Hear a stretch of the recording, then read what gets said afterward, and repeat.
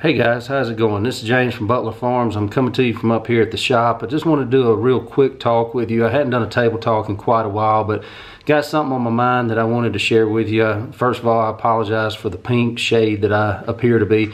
I'm really not as sunburned as I appear to be. I showed you in the last video, my seedlings over here and the grow lights are on right now. So that pink that you're seeing, that's what it's coming from. But anyway, I was just going to talk to you a minute. When I set this channel up, I told myself that I'm never going to use this channel or the table talk portion of it to complain and whine about something, and that's not what I'm doing here.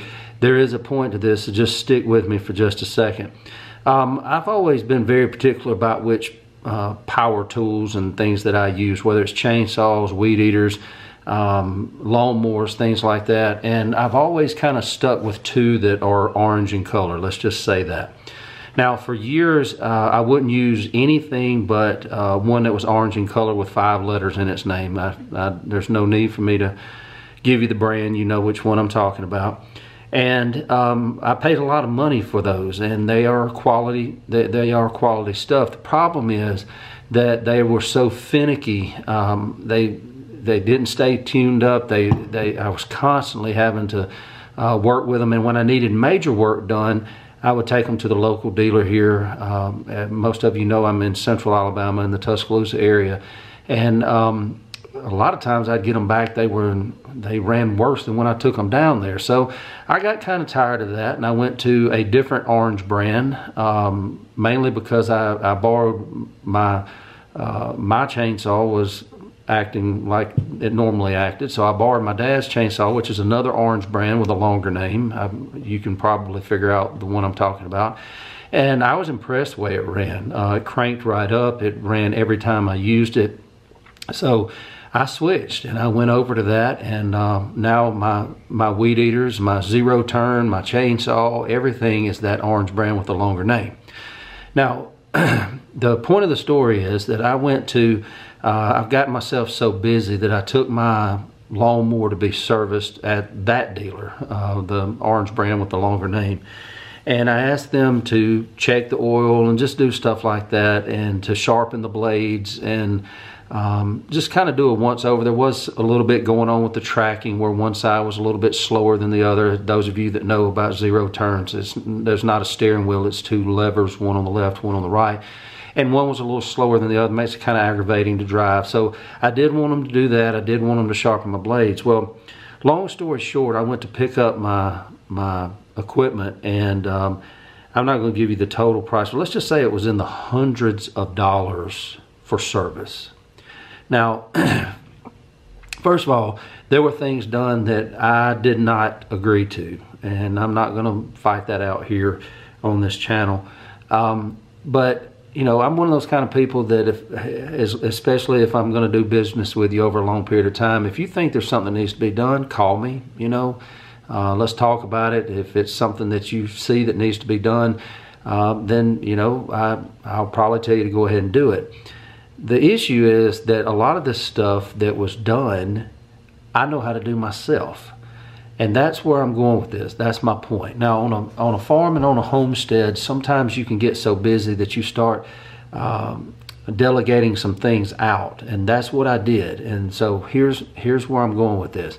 This is not about a dealer. This is not about somebody doing me wrong, that kind of thing. So I stayed true to my promise to myself that I wouldn't come on here and complain and whine. I am frustrated with myself because when I saw this bill and I saw how much labor I was charged. Now, granted, I could have done everything on this myself, including sharpening my blades. They changed the oil, and it's synthetic oil, probably didn't have 15 hours on it.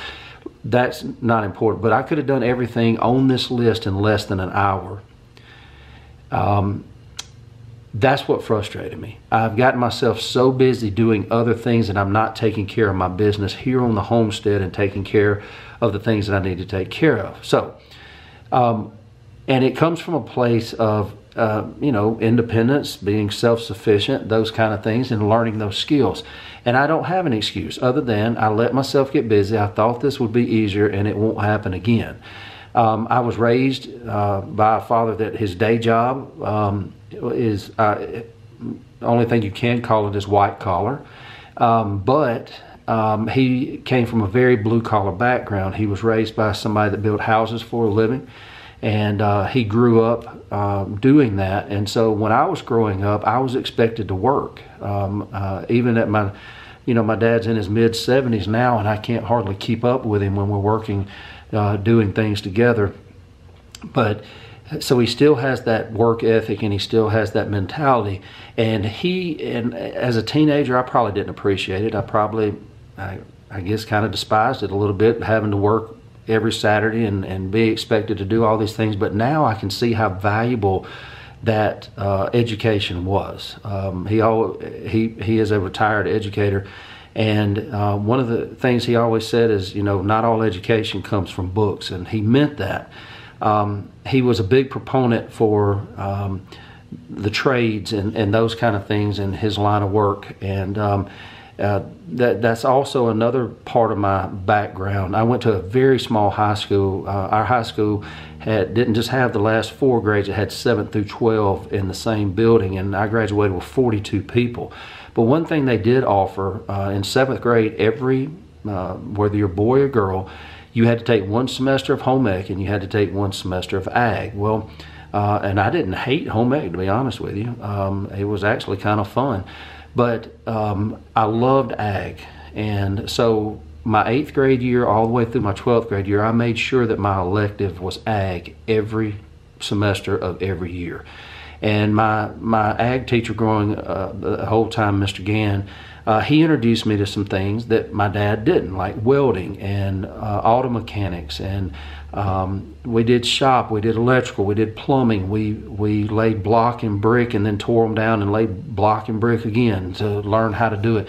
So in other words, I was introduced to all those trades, and even some things like livestock and forestry and things that still interest me today and things that I still use today.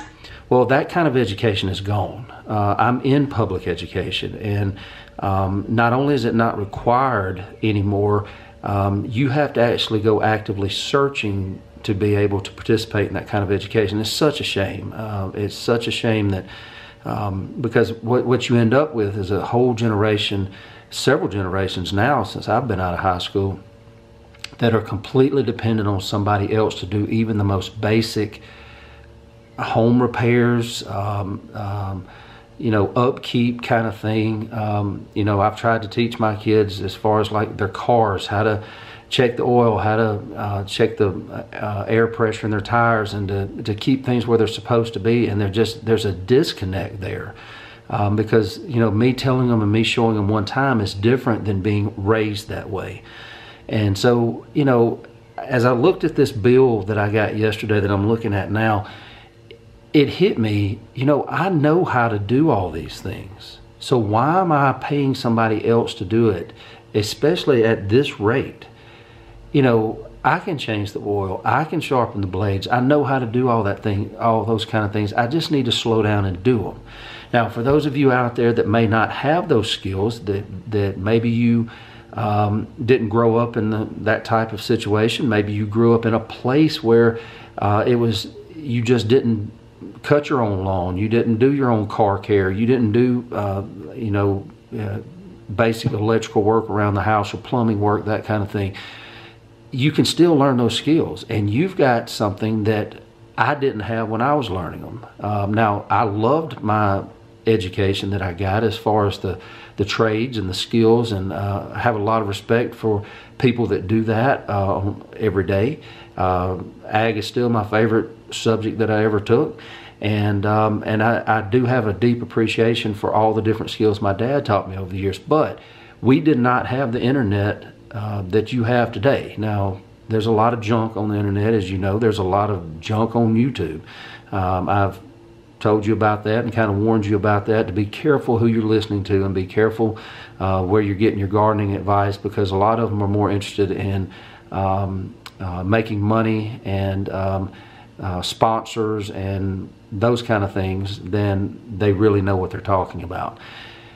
But there are some very good tutorials online that can show you how to take care of your equipment, how to take care of your lawnmowers and the stuff that you use in the garden and around the house and things like that.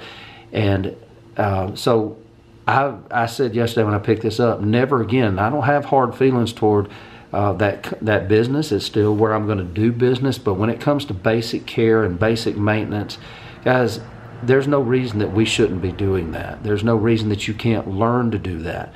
It's just, do you want to learn to do it? So that's what I'm going to encourage you with today. I told you that if you'd stick with me, that you'd see that this wasn't just a gripe session about somebody doing me wrong. They didn't do me wrong. They charged me what they charged me, and that's it, and that's final, and we're going to move on from there. But they won't get the opportunity to do it again. The next time that oil needs to be changed, I will do it. I mean, I know how to do it. It's not that big a deal because I learned how to do it. You can learn the same thing. You can learn the same skills, and it's out there. Again, I've talked about looking it up on YouTube and online and things like that, all kind of tutorials. I rebuilt a carburetor on one of my pieces of equipment.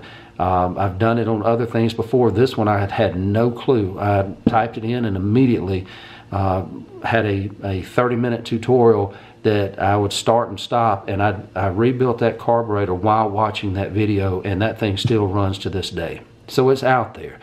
But don't discount the people around you.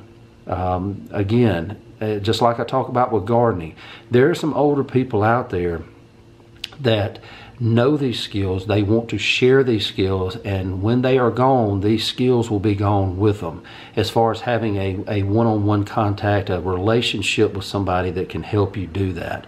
And so just ask. More than likely there's somebody around you in your life that not only knows these things, but would love to share that with you. And there are some trusted YouTube sites where you can go, and it may not be the exact thing you're looking for, but they're always doing learning opportunities and tutorials. I've told you about Deep South Homestead. I've told you about Permapasture Farms. I've told you about Harmon Homestead. I've told you about several others that's just not coming to mind right now. Guys, they are telling you how to do things, and it's there, and it's trustworthy. And I just throw these out there because these are some of the ones that I trust, that if I do what they're doing, that I'll get similar results. But I'm going to leave it right there. I've said enough about it. I don't do a lot of table talks, and I don't want this to go too long, or if you to think that it's a gripe session. It absolutely is not. It's an encouragement for you to go learn these skills even before you think you need them. If you have this type of equipment, then go learn these skills, research it, watch those videos before you actually have to have the skill in practice. So anyway, I'm gonna leave it there, and I just appreciate I'm still getting subscribers on a regular basis, so we're growing, we're getting out to more people, and that is great. That is what this is for, and hopefully it's a blessing to you. Hopefully you're learning from it, and hopefully it brightens your day. Don't forget to like and share and subscribe and tell your friends about it, and until next time, this is James from Butler Farms, and we'll be seeing you.